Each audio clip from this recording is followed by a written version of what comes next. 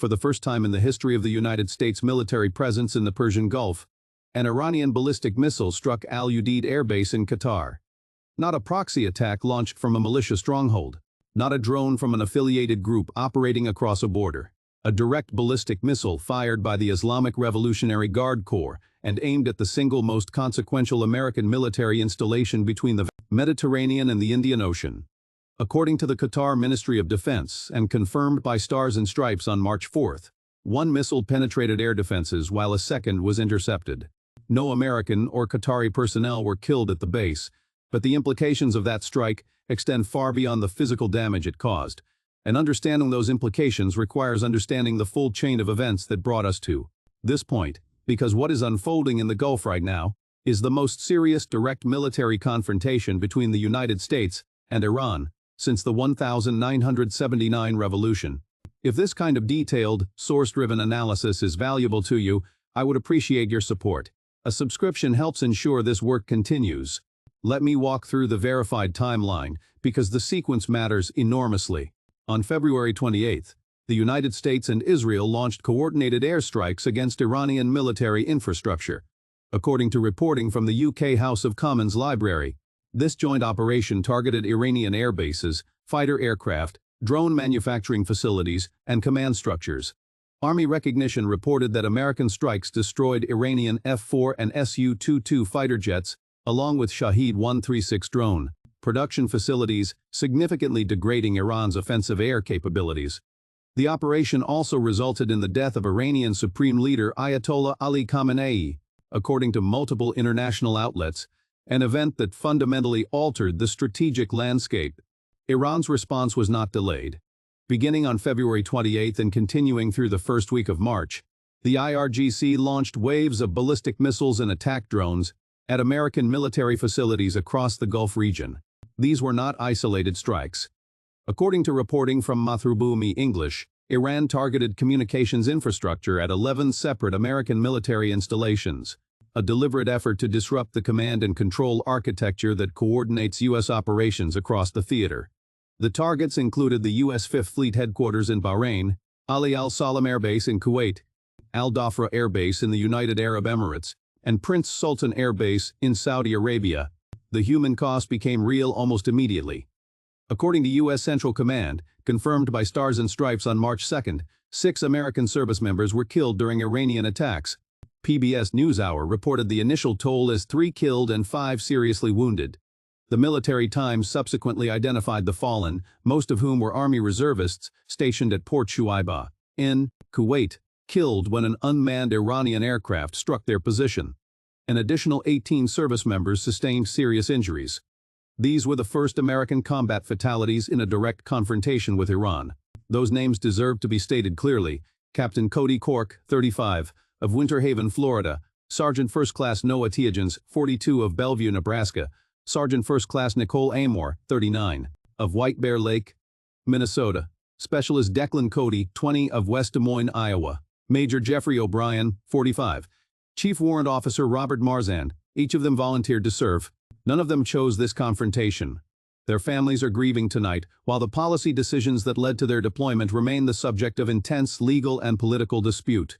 Now let me address Al Udeid, specifically because the strategic significance of what happened there on March 3 cannot be overstated. Al Udeid Air Base sits roughly 20 miles southwest of Doha. It serves as the forward headquarters of U.S. Central Command, houses the Combined Air Operations Center that directs missions across 20 nations, and functions as the primary logistics hub for American military operations throughout the Middle East. According to the Department of Defense, it handles more annual aircraft sorties than any other American installation outside the continental United States. On March 3, 2 Iranian ballistic missiles were launched toward the base. Qatari air defenses intercepted one. The second struck the installation, causing structural damage to base infrastructure. According to reporting from News 18 and satellite imagery analysis published by First Post using Planet Labs data, the strike severely damaged the ANFPS-113-2 early warning radar, a billion-dollar phased array system that serves as the foundation of U.S. missile detection capabilities across the Gulf region. Independent analysis published by TechArc confirmed through satellite imagery that the radar sustained significant damage and was rendered inoperable. though claims of total destruction circulated on social media were found to be exaggerated, and several viral images of the supposed damage were confirmed to be AI-generated fabrications. The operational consequence is substantial. That radar system provides the early warning data that Patriot and Terminal High-Altitude Area Defense batteries rely on to intercept incoming threats. With that system degraded, the detection timeline for missile threats across the region has been compressed, reducing the effectiveness of layered missile defense for multiple Gulf partner nations. Repairs, according to defense analysts cited in multiple outlets, could take months or potentially years to restore full capability. The strike on Al Udeid occurred within the context of an even broader Iranian campaign. On March 2nd, 2 Iranian Su-24 bombers approached Al Udeid and Ras Laffan Industrial City before being shot down by Qatari F-15 fighters, marking Qatar's first recorded air-to-air kills. As reported by Naval News the same day, Qatar announced the dismantlement of 2 Iranian spy cells linked to the IRGC, arresting 10 suspects on charges of espionage and sabotage planning. The Pentagon responded with force protection measures across the theater. According to Air and Space Forces magazine, the United States began evacuating non-essential personnel from Al Udeid. NBC Washington confirmed that troops were being repositioned from the base amid assessments that further Iranian strikes remain probable. CBS News reported a broader reduction in American personnel at multiple Gulf installations. The State Department initiated the departure of non-essential embassy staff from several countries in the region. The energy market response was immediate and severe. According to CNBC, Brent crude surged over 8% to nearly $79 per barrel, while West Texas Intermediate climbed approximately 7%. Bloomberg reported that shipping traffic through the Strait of Hormuz, through which roughly 20% of global oil and liquefied natural gas trade passes, dropped by 80% as commercial vessels suspended transit due to military risk. Goldman Sachs published an analysis indicating that traders had priced in approximately $14 per barrel in risk premium and warned that sustained disruption could push oil prices above $100 per barrel. For American consumers and fixed-income retirees, those price movements translate directly into higher costs for gasoline, heating, and transportation. I want to pause here and ask you to consider something, because the next dimension of this crisis is just as consequential as the military developments. And it involves a constitutional question that has not received sufficient public attention. The legal authority under which the United States initiated this military campaign is now the subject of significant debate among constitutional scholars, former government lawyers, and members of Congress from both parties. According to factcheck.org, reporting on March 3rd, the legality of the latest strikes against Iran is formally in question. Bloomberg published an analysis on March 4th headlined with the question of whether the president requires congressional authorization to wage war on Iran. Duke University's Law and National Security blog published an examination on March 5th, asking whether the attacks on Iran violate the U.S. Constitution, absent a congressional declaration of war. The core issue is straightforward. Article 1, Section 8 of the United States Constitution assigns Congress the power to declare war. The War Powers Resolution of 1973 requires the President to notify Congress within 48 hours of introducing armed forces into hostilities and prohibits operations beyond 60 days without explicit congressional authorization. No new authorization for use of military force specific to Iran has been passed by Congress.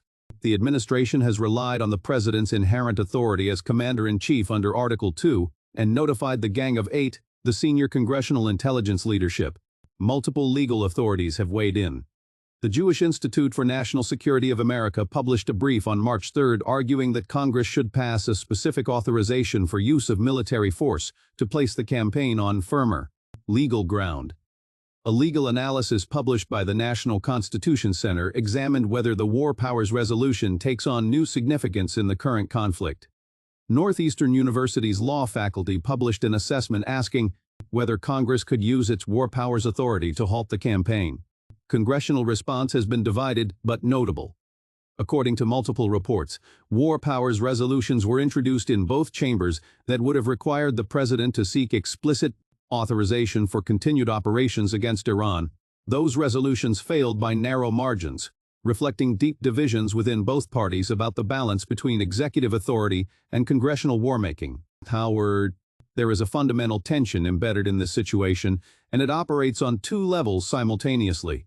On the strategic level, Iran demonstrated through its retaliatory strikes that it possesses the capability and the willingness to strike American military installations directly, inflict casualties on American personnel, and degrade critical military infrastructure.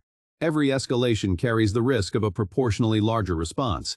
The administration faces a decision architecture where further strikes may provoke further retaliation, while de-escalation requires a diplomatic framework that does not yet exist in any formal capacity.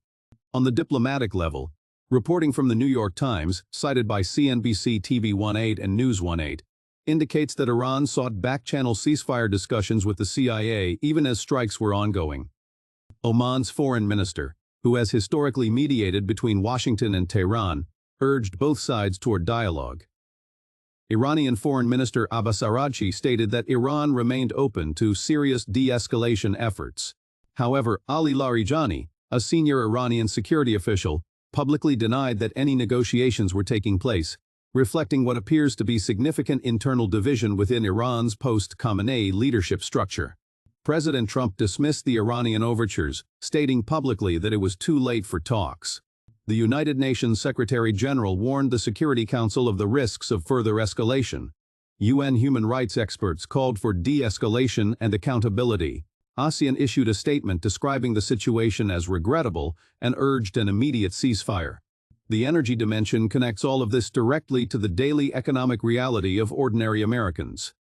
Qatar temporarily shut down portions of its liquefied natural gas export infrastructure as a precautionary measure, affecting roughly 20% of global LNG supply for several days. Insurance rates for commercial shipping through the Gulf spiked. If the Strait of Hormuz remains restricted for an extended period, the consequences for global energy prices, and by extension for American households, small businesses, and the broader economy, would be substantial and sustained. So where does this leave us as of today, March 7th? 6 American service members are dead. 18 others carry serious wounds. A billion-dollar radar system that anchors American missile defense across the Gulf has been rendered inoperable. The Pentagon is evacuating personnel from the most important American military installation in the Middle East. Oil markets are pricing in sustained instability. Congress has not authorized this war, and the legal framework under which it is being conducted has been challenged by constitutional scholars across the political spectrum. Back-channel diplomacy has been attempted and, at least publicly, rejected. The constitutional question at the center of this crisis is not a partisan one. It is structural. Can the executive branch sustain a military confrontation of this scale and consequence under commander-in-chief authority alone, without specific congressional authorization, when the War Powers Resolution was designed precisely to prevent that outcome? That question has been debated in theory for decades. It is now being tested in practice, with American lives in the balance. The coming days will determine whether diplomatic channels gain traction or whether the cycle of escalation continues. The Patriot batteries that remain operational in the Gulf are scanning for incoming threats. Congressional committees are convening classified sessions. Energy markets are recalculating risk, and the families of 6 American soldiers are planning funerals for service members who answered their country's call and paid the highest price. These are developments that deserve sustained, careful attention. They carry consequences that will outlast any single news cycle. If you found this analysis valuable, I would welcome your perspective in the discussion below. Informed conversation about events of this magnitude strengthens public understanding, and that understanding has never been more important than it is right now.